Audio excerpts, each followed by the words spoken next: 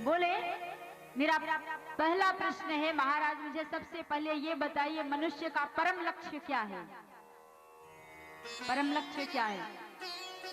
और दूसरा प्रश्न उन्होंने किया कि हमें भगवान को किस रूप में पूजना चाहिए, किस रूप की पूजा करना चाहिए? हरि अनंत, हरि कथा अनंता, भगवान तो अनेक है, मेरे समझ में नहीं आता किसको पूजा करें। ऐसे ऐसे करके उन्होंने 6 प्रश्नों को पूछ लिया। मानव का परम लक्ष्य क्या है? जैसे कोई व्यक्ति ट्रेन में बैठ गया जी, ट्रेन में बैठ गया बिना टिकट का, और टीटी आया टिकट मांगने लग गया। बोला कहाँ जाओगे, कहाँ उतरोगे, कहाँ जाओगे? अब वो बोल दिया कि ये ट्रेन जहाँ जाएगी जी वहां मैं भी जाऊंगा। ये कोई लक्ष्य है?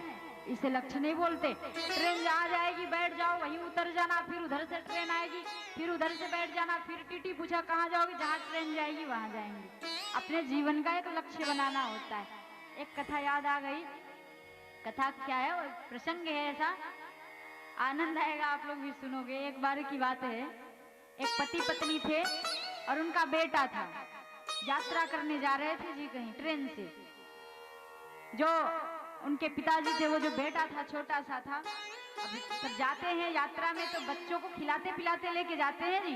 और जो पैसे वाले हैं 2-4 खड़े हैं पास में, तो उनके सामने और इतराते हैं पैसे निकाल कर, लो बेटा लो, खाओ खाओ खूब खाओ, पैसे की कमी नहीं है लाला, खूब खा ले।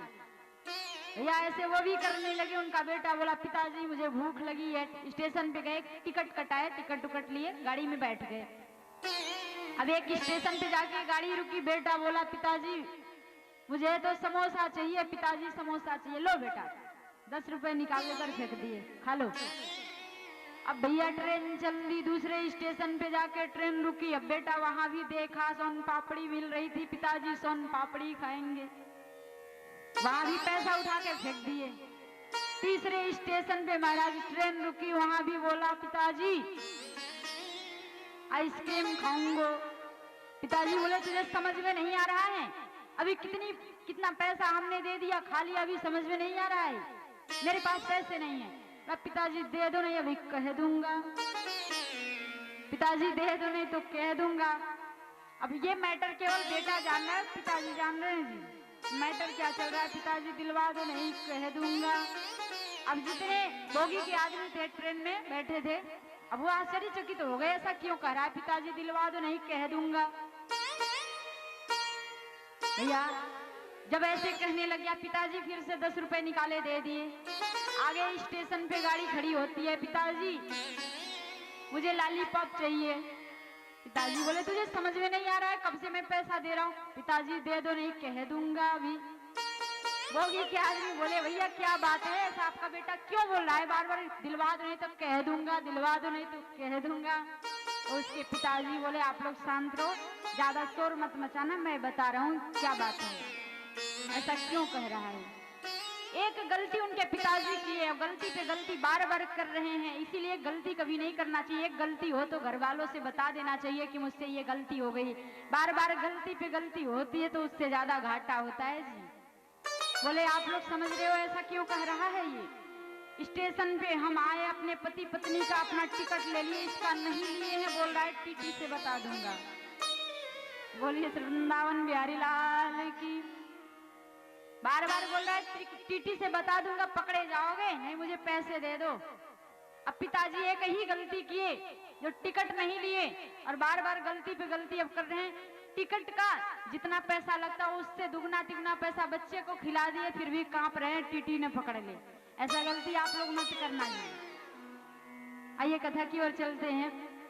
श्री सूत जी महाराज सौनकादिक ऋषियों से बोले परम लक्ष्य क्या है, अपना परम लक्ष्य बनाओ कि मुझे करना क्या है, भगवान की भक्ति करनी है, नौकरी करनी है, क्या करनी है, अपना एक लक्ष्य बनाओ, तब जाके आप सक्सेस होगे।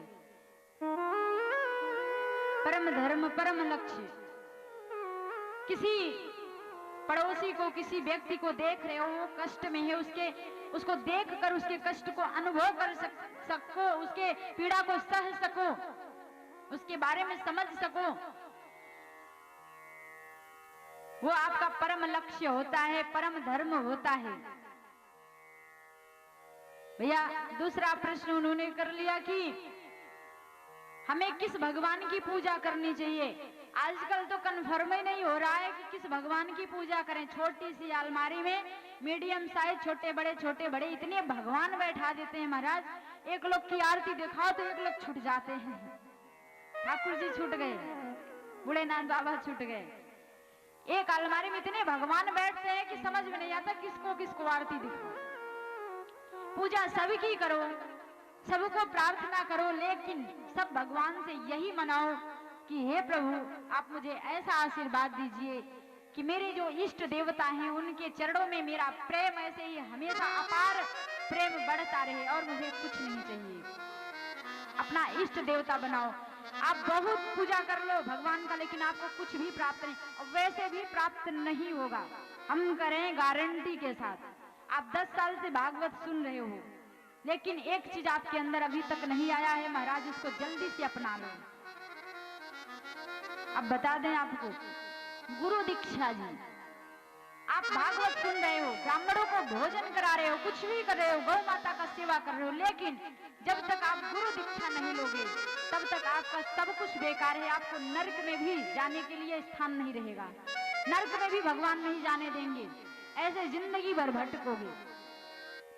इसलिए आप लोग इतने वर्ष से भागवत कथा सुन रहे हैं महाराज जी, अब गुरु के खोज में निकल जाओ। कहीं भी सुंदर विचार के, सुंदर आचरण के आपको गुरु मिले तो उन्हें आप गुरु बना लो। लेकिन एक बात और ध्यान देना, पानी पियो छान के, गुरु बनाओ जान के। भैया गुरु ऐसे प्राप्त नहीं होते। वैसे आजकल तो काफी लोग तैयार है, आ जाओ जाओ हम दीक्षा देते हैं, मुझसे दीक्षा ले लो, तो बाद में भोगना पड़ेगा भैया। इसलिए पानी पियो छान के, गुरु बनाओ जान के। एक खुशखबरी की बात आप लोगों के समक्ष आज मैं बता रही हूँ। मैंने 13 तारीख को धनतेरस था ना जी, 13 तारीख को धनतेरस था। हमने धनतेरस के दिन अपने गुरुजी से दीक्षा लिया, जो कि सिद्ध महापुरुष हैं। 45 वर्ष से उन्होंने अन्न ग्रहण नहीं किया।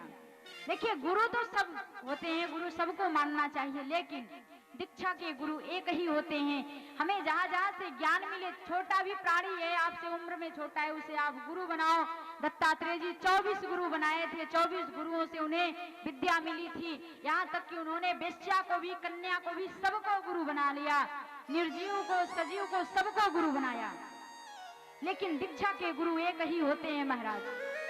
हमें बड़ा आनंद मिला।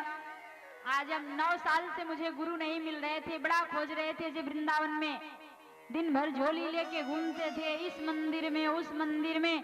और मेरे गुरुदेव जो थे 45 साल से अन्न ग्रहण नहीं कर रहे थे जी, वो मेरा रूम है वृंदावन में, अटल्ला चुंगी के पास में है जी। अब ये बना नहीं है, किराए से रहते हैं, रेंट पे। मेरे गुरुदेव का आश्रम जो है मेरे रूम के बगल में ही था उनका आश्रम, लेकिन मुझे पता नहीं था जी। उनके भागवत कथा में भी हम गए थे कथा सुनने, लेकिन उनको हमने पहचान नहीं पाया।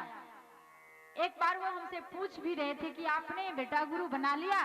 हम बोले गुरुदेव अभी तो हमने दीक्षा नहीं लिया है, गुरु नहीं बनाए, लेकिन बना लेंगे।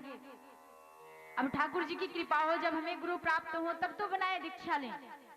ऐसे करते करते महाराज ऐसा दिन आया कि हमने उनको गुरु नहीं बनाया, वो मुझे शिष्य बना लिए। वो मुझे शिष्य बना लिए जी। हो सकता है हम उनको गुरु बनाए होते तो हम अपने मार्ग से विचलित हो जाते, लेकिन उन्होंने मुझे अपना शिष्य बनाया, तो ये तो असंभव है कि हम कभी अपने मार्ग से विचलित हों। बिना दीक्षा की जिंदगी बेकार है महाराज। आप कितना भी सैकड़ों भागवत सुन लो, लेकिन कोई फल प्राप्त नहीं होगा। इसलिए सभी से मेरा निवेदन है कि आप लोग भी गुरु दीक्षा ले लो और गुरु बना लो। अपने गुरु की आज्ञा का पालन करो। गुरु जो बताए, जो आपको नियम मंत्र संयम बताए, उसका पालन करो। और अपने गुरु की बुराई कभी समाज में सुनो मत। जो बुराई कर रहा है तो आपके पास क्षमता है तो उसे छोड़ो मत, और क्षमता नहीं है तो उसके सामने खड़े मत हो, वहां से भाग जाओ। बुराई मत सुनो, नहीं बहुत बड़ा अपराध लगेगा महाराज।